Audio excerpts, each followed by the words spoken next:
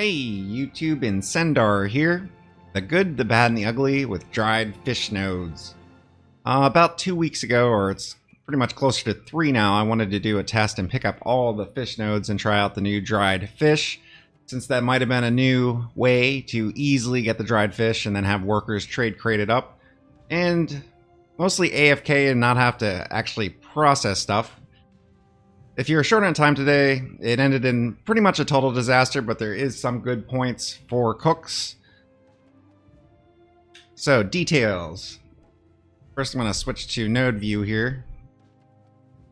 You can see I did eventually manage to pick up every single fish node that I could find. There might be another one. If you have something else, put it in comments. This ended up being 31 total nodes in the ocean. Let me zoom out a little here. With 39 subnodes. So it's a total of about 80 CP. I might be 1 or 2 off here. You can see some areas have groupings of 2 on each node, which is really good.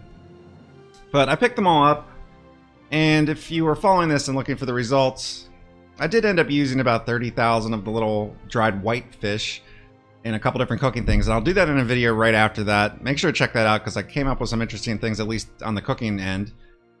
But you can see here all the different fish I got. Some are rare.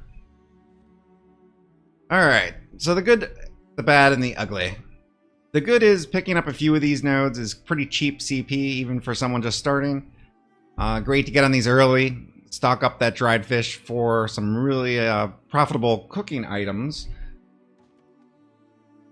2 ways to go about this, and you want to do this close to where your workers are. Coming out of Euphoria, I want to kind of aim for these double, 1, 2, 3. This would be 8 CP, just picking these up quick. And you can also come out of here, out of Velia. There's a good cluster over here coming off of Lily Island. So, picking up maybe 6 to 8 CP worth and just having them stockpile somewhere for high profit items later, really good idea. Okay, the bad. These nodes are really slow and pretty far from your workers. So you're looking at 2 to 3 hours, even on maybe goblin workers.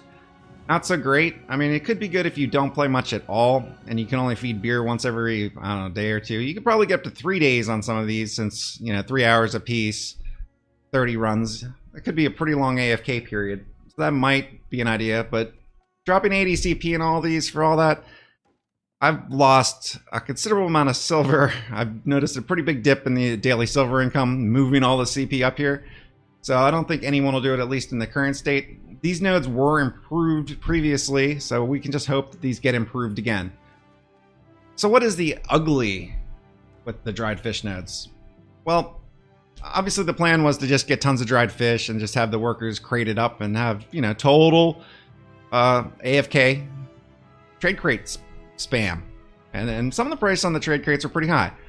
This became a problem when I saw one comment start, why can't I make tuna in, down here in in Calpheon, let's say. And it turned out that certain cities and regions have different fish you can crate.